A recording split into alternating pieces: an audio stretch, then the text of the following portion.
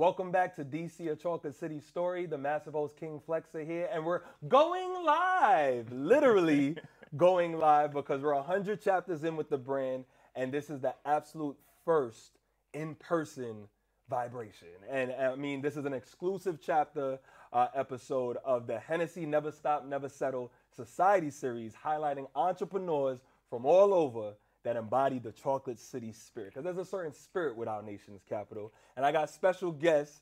I mean, this guy right here, I mean, you see his face all over the internet, and it's for positive vibes and for great energy. I'm talking about Wendell Gowie, a.k.a. the Kid Gowie. Come on, welcome, man. brother. Hey, what's up with you? You already know. I feel like Soulja Boy right now. Hey. I'm the first to sit down with King Flexxa.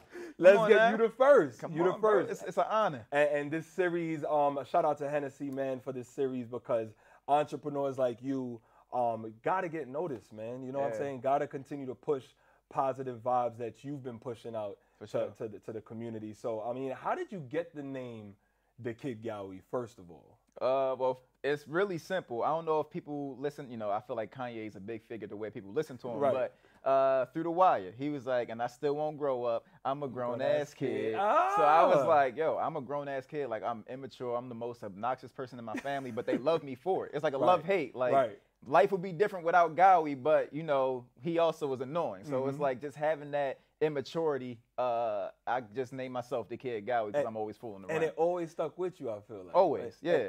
And I feel like, I feel like we all need to be a big kid, because life is too short for real. And we know that, you know, it can be serious. Like, life can take a toll and become serious and whatnot, and that's why we got to keep it light. And you do that very well. So tell us about, you know, your background, you know, personally, education wise, where you're from, all of that. All right, so first and foremost, I'm a Baltimore baby. Charm City, right up the block though. It's right up the block, right up the block. So I'm a Baltimore baby. I was born in Baltimore City, but I did some bouncing back and forth through the Baltimore County, Baltimore City, whatever, before officially settling down at the age of 14 in Edgewood, Maryland. So shout out to my Harford County people. Shout out to the county, man. So everywhere that I go, I make sure I show love to Baltimore and Edgewood, because those are two places that raised me. Right. And yeah, that's pretty much it. Like, it just started from there. Charm City has a very big art scene that I feel gets overlooked. Whether it's rap and actual art, like paintings and different things like that. And I love it. So I feel like I took that with me to Edgewood, and you know, when people are making this transition, because there's a lot of people coming from Baltimore going to Edgewood, you starting to see a little bit more of the art in Edgewood now. So it's really migrating, and it's spreading. I feel like you have a dope balance between city life and county life. Yeah. What was that transition like? Or you know what I mean? Yeah. The transition, it wasn't terrible, because like the way I always broke the ice is that I was always goofy. So like making friends was kind of easy for me, because it was like I was a shy kid, but it was just like all I had to do was crack a joke, and people was like, nah, he funny, I rock with him. So you'd see me hanging with people at the nerd table, or people who were the athletes, the jocks. Like, I can relate, yo. Yeah. So you could sit at you were sitting at the nerds table, the cool table, the band table, the glee club. Exactly. So I might be sitting with the athletes, and I might be at the other table playing Yu-Gi-Oh! Or Pokemon cards. So it's like bring it back, Pokemon cards.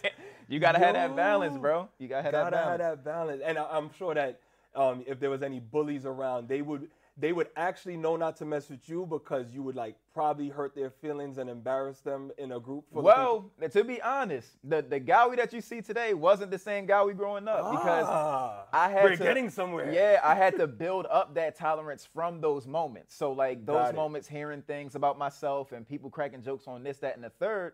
And then when you get to a certain point in your life, you just be like, I done heard that already. Like it's repetitive, but you haven't heard about yourself. So let me make you come and get these jokes. Oh, you feel me? And that's when the tables turned. They done made a monster. So come and get these jokes. Was that a part of the start of your journey? Like, tell us about the start of the Kid Gowie journey. Like, after these, you know, lunchroom joking circles and whatnot. When did you know, or when did it really hit that, yo, this is really what I'm about to do for the rest of my life? Like, do me. Like, I mean, it's funny because the Kid Gowie's journey actually started with rap. So like in the beginning, I started rapping at like 13. I was trash at 13. What was your rap name? It's ironic, but my name, it started as Baby G. Baby G. Baby G was my name. And here's the backstory. I was a big Hot Boys fan growing up. So, you know, they all had nicknames. So it was like BG stood for Baby Gangster. You had Lil Wayne, Baby, which was Birdman, Juvenile. So they all had young names. So I was like, you know, even though BG was Baby Gangster, I was like, I'm just going to call myself Baby G. Baby G. And you said it, so you being honest with yourself that you said that you were trash as a rapper. Yeah. So do you remember your first rhyme or I don't remember my first rhyme, but like over the years, I did end up getting better, and then I started building the fan base through rap. Right. And then eventually, I was like, you know what? Let me start getting into parodies. And my first viral video was a parody. It was a Lil Wayne parody, and it was called Young Moolah Baby. It was called Lotion Lovin'. Lotion Love. So you could put two and two together to figure out what that song was about, but that's what it was about. This is Chocolate City After Dark, ladies and gentlemen. So you could put two and two together to figure out what that song was about. But it was a parody to Long As My Women Love Me, that song. Right. And I was like, son, lotion loving. So it's like, so yeah. So that was the start. It was all over Facebook. It was all on World Star. Shout out to Q for that, RPQ. But RPQ. Yeah, it was stuff like that. And I was like, all right, so, you know, maybe building a rap fan base is hard. But I was like, it's quicker to build a fan base rapping, but do it goofy because people want to laugh. So you're making light of it so that you're not coming through the gate thinking that you're the next top 5 rap of all time, but instead you're just carefree with it and having fun with it. It's just like you having fun with rap. And I feel like a lot of people are on this wave now where they're doing like comedic raps because they know as an actual rapper how hard it is to build a fan base versus just having fun with rap and building that. So I've done like NBA beef rap parodies and we're going to get into that. We're going to get into the NBA energy because you're definitely killing it with that. Appreciate that. When did you know that you want, because you're an educated black man. And where you went again? I went to the University of Baltimore. UB. Shout out to UB. Yeah. When did you know that you wanted to go the entrepreneur route? Even though that you educated and can go ahead and, you know, get your standard 9 to 5, pension, 401k, like that whole route, which is fine, it's safe.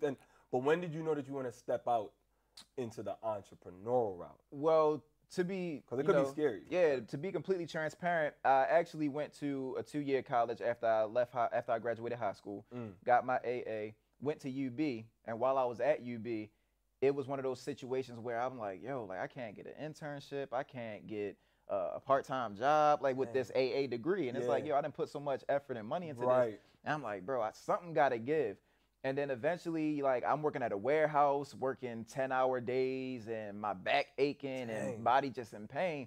And I'm looking around the warehouse just at my elders, like 60-year-old women putting bubble wrap in their shoes and people telling me, yeah, you got to stay in school and stuff. I'm like, there's got to be more to life than this. Right. This can't be the only option. This can't be the only way. And it's just like, I'm 20-something at the time, and I'm like, I think I was like 26, 27. I'm like, yo, it's got to be more to life than just this. Like, this can't be the end. Like, this can't be my story. And then eventually, you know, I got tapped back into social media because I quit for a little bit, got tapped back in. And then, man, the LeBron challenge thing happened. Is that where we're at with the story now? So with the LeBron challenge happening, well, first of all, explain to us how that whole thing happened. Like, how did it come about? How did you think of it? Was it by accident? Was it planned out? Take us on that trip, because this is a very pivotal part of your career. All right, so first we gotta talk about the night before. So the night before, I talked to my man's Chris. Shout out to my man Breezy. I was talking to him. I was like, yo, I'm thinking about going to like a comedy club. What's that? Can't remember where it was at. North Charles Street. Okay. So right on North Charles Street, I was like, let me go to a little comedy club and just do like a little open mic, whatever. So I went there, boom, and I was like, bruh, this is much harder than what it was. Like these lights that we got right now. Right. They was like, we got a first timer coming to the stage. Blase Black, everybody was like, yeah. And then I was like, all right, I like this vibe. Soon as everybody got quiet and and the light just beaming on me, and this is like, Like just they just wait. They waiting on. All right. So what you gonna do? And I'm like, yo, like you really got to stand here in this spotlight and make these people laugh, right. Bro. That's such a. Job. And I froze. I will not lie to you. I froze. Wow. Like Papa Doc, 8 Mile, choked. Like wow. Yo, come on. Yo, come on, yo. Never in my life have I been so nervous. I'm like, dang, like this is a real thing. You can't just step up here and act like you got it. Like everybody don't have that. I know people like D-Ray and Mike Epps were able to do that, but that ain't for everybody. You got to actually know how to tell jokes and make people laugh. So I bombed at the comedy club, long story short. Right. And I get on IG Live and I'm like, yo, like I just bombed at a comedy club. I'm not down about it. I walked in trying to think I'm the man. You know, I'm the most hilarious person. I got this, whatever. And I was like, I'm not discouraged by it, but it lets me know that I'm not ready for this point yet. So I'm going to stick with the social media comedy. Gotcha. So that was my thing. So not letting that moment to discourage me and put me into a funk, like it wouldn't have transitioned well for the LeBron challenge. Now, here's the challenge. I was on Instagram, and I saw the video going viral. Shade Room posted about it. It was a dude that did it. Everybody was laughing, whatever. D. Trinata, she's a rapper from Baltimore. Shout out to D. Trinata, Shout out to man. D. Her manager, Platinum J. Okay. I know him. He the homie. So shout out to Platinum. Shout out to Platinum. He tagged me in the post. Didn't say nothing. Just tagged me in the post, just the kid Gowie. And I'm looking at it, and I laughed, and I was like, yeah, you know, that's cool, whatever. And then I'm just sitting there. And I had a bald head already because I had did a Tupac skit for All Eyes on Me that just came out in theaters. Okay, so when the movie came out, you did a skit. I did a skit for that. So I still had the bald head. LeBron was bald in the video. So I was like, you know what? I got this bald head. Platinum tagged me in this. It looked like it's going viral. Let me just do it. Let me put it to work. While it's bald. Yeah, I was like, yo, it's the perfect time to do it. So I did it. And I posted it on Twitter. And I was like, let me know who has a better LeBron challenge than me. Like, who has a better LeBron challenge than me? And there was nothing else out there yet at this point. Well, it was other videos. Like already. People, like it was a challenge already because people think I made it up, but no. But that's a good problem. Meaning that means that it's not about who did it first. It's about who did it right. Exactly. So that's what happened. I tagged T Grizzly in it. He was like, "Let's make this go viral." Boom. After that, things just went nuts. It was on ESPN. It was on the Shade Room. Everywhere I looked, my face was there. So I always give credit to T Grizzly for that because it's like. It was a huge moment. I feel like we all helped each other. So LeBron doing that and playing T Grizzly's song, that helped out T Grizzly. So T Grizzly paid the favor back by helping me out. All our lives changed off of one moment. So it's like, it all comes back. Always comes back in full circle. So it's crazy how that turns out. And I still want to sit down with T Grizzly, like to this day, to just thank him for changing my life. Yeah, just for changing my life. Because like, I'm the type of person who isn't afraid to give people their flowers. Like, if you affected me in any way, shape, or form positively, I'm going to let you know. Because it's like, people don't get their flowers. People wait till somebody in the casket then, yo, you the reason why. Like, and they have a whole list of stuff. Tell me that while I'm here. Exactly. So that's how that played out, man. So, you know, God works in mysterious ways. The fact that Platinum tagged me in that post, I had the baldy already. LeBron. You already had the baldy. Yo, LeBron tried so hard to never go bald. What was the odds that this man just decided to go bald that day? Like, I think that you helped inspire that. Come on, bro. I think we could say that. That's what I'm saying. That's what we saying. LeBron was scared to show that head. He would rock the receding hairline. He got the toupee today. Like, come on, bro. LeBron was bald one moment in his life. And it was the same time I was bald, and that's how it happened, bro. Look, the timing on that, we gonna run with it. That all of that was because of you, T Grizzly, LeBron, all as one. So let me ask you this. Let's switch gears. Who or what? And this is a perfect segue. Who or what or both are some of your inspirations that keep you motivated to keep you going? It's funny because I'm the type of person who pulls inspiration from multiple people. And it's all just based on ambition. And I think whenever I run into ambitious people, it just inspires me. So like, you know, my mom, my dad, even my homie Brandon, shout out to Free Thinkers. Like he's pushing his clothing line. He's doing things. He has visions all the time.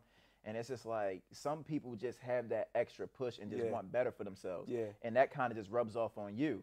Now, as far as content creating, you know, obviously, I looked up to comedians like Mike Epps, Cat Williams, Martin Lawrence, Wayans Brothers, like even just the way that I deliver some jokes, like how Martin and Pam used to go back and forth. You already know how I feel about Martin. Yeah, exactly. So how Martin and Pam go back and forth. the Wayans brothers go back and forth. It was like those type of things you end up taking that you don't even realize it. Like it just becomes second nature. You adapt to it, or it becomes a part of your ingredient. It doesn't make you who you are, but it just adds to your flavor that makes you unique. Exactly. So whether you're just playing names on somebody like Hetty Murphy, like stuff like that, those are things that you add. That's real funny, Hetty Murphy. Yeah. These are things that you add to your arsenal because it's just like, yo, I grew up hearing these things and it's such a clever way to play on things. And I've had stand-up comedians like my dog Ryan Davis. He hit me up. He was like, yo, you don't do stand-up? And he was like, the punchlines that you have are so crazy. Like, you can tell that you have a rap background because you play around with words. And I think being a rapper in the beginning definitely helped me to reach this point. Good on your feet. Yeah. The Adlibs aspect. Exactly. So have you, real quick, let's channel back to North Charles Street. Did you ever, now so the LeBron challenge happened, you're taking off and all. Did you ever return back to whether that stage or any other stage to do stand-up? Or you still like... I ain't going back. Hey, so, there ain't no reason. There ain't no reason to go back. Hey, things good on this side. Now, will I ever find a part to where I'm just like, all right, you know, social media has done this thing. Let me see if I can make the transition. You know, I may dabble into it here and there because I've seen people do it. Right. You know, Ha Davis, Desi Banks. These are guys who made that transition, right. DC Young Fly. But for me, as of right now, I enjoy the social media aspect. I like having my privacy, working when I want to work, and different things like that. So I'm good. The flexibility of it, yeah. the freelance energy of it. Exactly. I don't need all the extra. You know, y'all can add that. yeah. So that takes me here, Gowie. How has the pandemic impacted your business? Whether good, bad, indifferent? Because some say, let's say this. There's some folks that, we know that it really took a toll. Yeah. Some people are still struggling, still trying to bounce back. But then on the other flip of the coin, there's a silver lining. Yeah. And I mean, stuff like that. DC, A Chocolate City Story came out of the pandemic. Yeah. So has there been more silver linings or more challenges per se? Or both, a little bit both? Or which one do you lean towards? I'm gonna keep it real with you. Me and my inner circle. So me, my manager Jay Holes, my homie Shout Brandon. out to Jay Holes, man. Yeah, I feel like all of us really thrived in this pandemic, and it's weird because you kind of expect to take a step back, but I feel like a lot of opportunities came from this. What they say, turn a pandemic to a bandemic. You feel me? That's real life. So I think it definitely helped me out a lot because a lot of big platforms are trying to figure out what are we going to do. We can't fly influencers out to do this, that, and the third. So, we just going to hit them up and be like, yo, do this for us, do this for us, do this for us. And everything paid off. Like the NBA thing came and... And my next question was going to be, what has been your most satisfying moment in business? Are we at the NBA point? Yeah. Right so let's talk about the NBA part. How did that come about?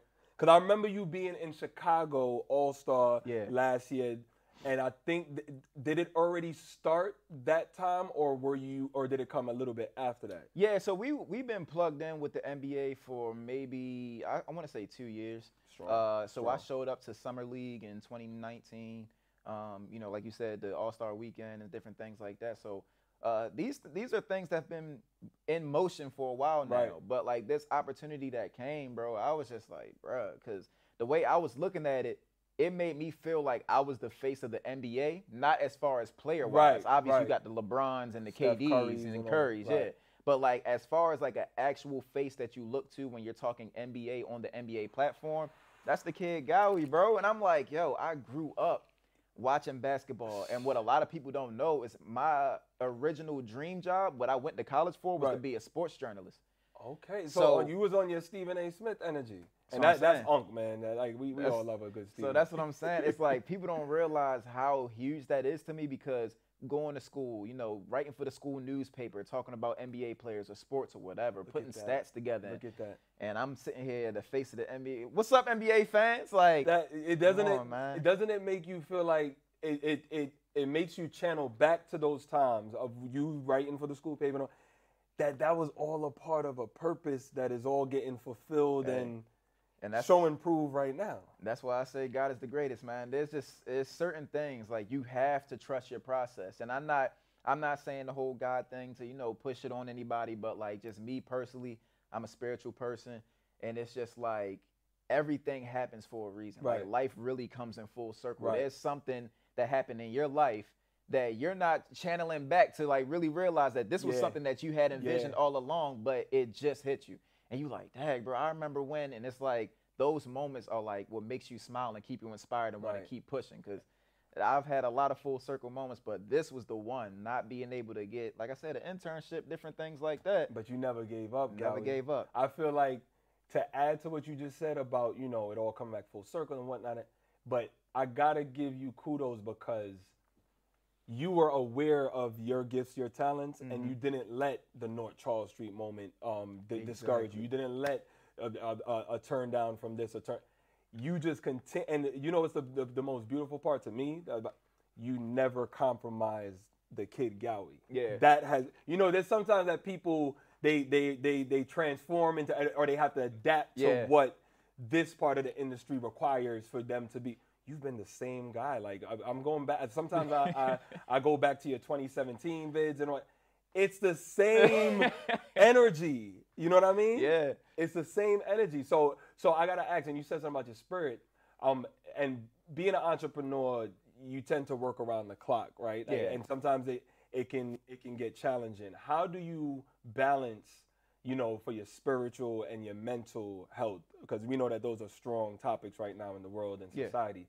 How do you balance that energy and stay grounded and not lose yourself? Hey, to keep it real with you, it's really just stepping away. You have to know when to step away. Right. And I feel like some people will rather drown in their work than to give themselves that time to just get their mind right. Right. And when it comes to me, if I got to take a week off, I'm out. Like, it's like I'm out. And then when I pop back, you know, my fans will be like, Gowie's back. Oh, yeah, the GOAT's back. Like, it's stuff like that. So, you know, I also give credit to my supporters for sticking around because it's like, that's strong. Even though I put my mental health first, that's for me. But as a fan, you know, what if my videos is what's helping you get through your day and I disappear? And I'm sure that's plenty. Yeah. Plenty of folks count on the kid Gowie to get them through whatever they're going through. Exactly. So like if, you know, when you're sitting there and he's like, you know, I know Gowie's going to be back. He's probably doing something right now. And then when the video comes, I was waiting for this. Like, so it's always good. I always view my supporters as family.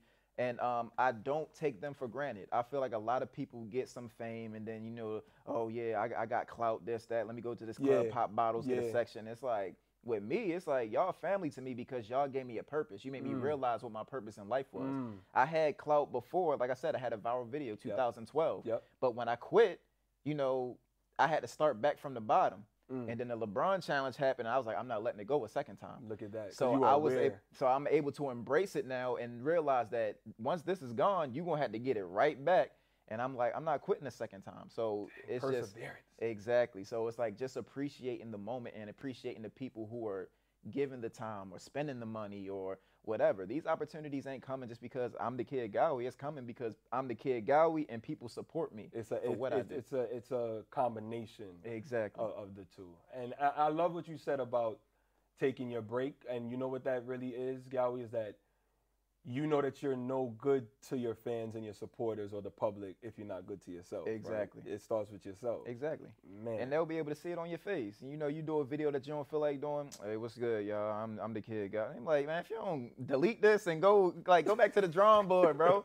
You supposed to be lifting our spirit, not bringing us down. So, you know, I got to make sure I'm in a good mood to make people laugh. I'm not trying to be one of those comedians hiding behind a mask and I'm drowning inside. And, you know, that's not to, you know, wish down on them, but it's like, bro, like this is a thing. You got to make sure you're straight because if you're not, it's noticeable. And on top of that, you're only killing yourself. So, man, the kid Gowie's here, man. Let me ask you this. Hennessy's mantra is never stop, never settle. Yes, what sir. does that mean to you when you hear never stop, never settle? Hey, I just told y'all a pretty good story on it, man. Right? Look, never stop, bro. It's like, it's so cliche, and I know people get mad when they hear it, but it's just like never give up. The American dream is right there. It's like, it's like never give up. It's like, bro, I'm trying, I'm doing everything I can, but I'm not getting the progress. It's like, yo, your time is coming. Literally, never give up. Because had I not quit, when I already had some clout building, I could have been way bigger than I am now. But the fact that I quit, I'm, you know, in the position that I'm in. So it's like, that's the thing. You got to stay grounded. And it hurts me when I see people that I support, whether it's rappers. It's mainly rappers. But it's mainly rappers. It's mainly you rappers. Yeah, like that. To all my rapping homies out there, I love y'all, bro. But you got to put some music out. Come on now. You not Jay-Z. You can't pop up every 5 years and drop an album, bro. You got to get you feel me? Hey, over. You're not me. You can't do that yet. You don't have Beyonce. Yeah. Yo, the kid Gowie, a man of many hats. A man. Nah, you said it best about the because we know never stop, never settle. You know, in its purest form, it is cliche, but it's so strong at the same time. If you really apply, never stopping and never settling. So where do you see your brand in the next year? Like, what's next for Gowie? Or are you even like, because sometimes folks aren't even not to say forward thinking, but meaning you're more so focused on continuing to do a phenomenal job right now and just crushing what comes today, tomorrow, the next day. But are you even thinking a year ahead? Are you that kind of goal orientated? Yeah, there's been times where I was like, I've always wanted more, but I was like, I also have to expand this. So even though this is my main goal to continue to expand this, I feel like after that NBA play, I'm like, bro, like I need to be doing more hosting gigs. I need to, you know, get outside of social media. Some things that's going to make me, you know, really expand my brand. So that's kind of where I'm looking. The kid Gowie coming to a big club near you, and you're going to have a section with Hennessy, of course, at his table. Man. Popping it off and getting paid to just come and say, yo, what up, y'all? I'm in the building. I'm going to be standing on the couch on my Dame Dash. Hey! Dun, dun, dun, dun. So look, for anyone that would want to follow in your footsteps, right?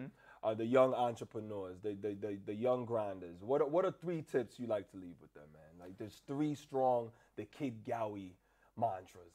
Okay. Well, number 1, we could do never give up. You know, never settle. Never stop, never settle. Never stop, never settle. So it's like, you know, that's number 1, because like I said, if you stop, you only you halt in your dream. Like your journey is being stagnant because you quit.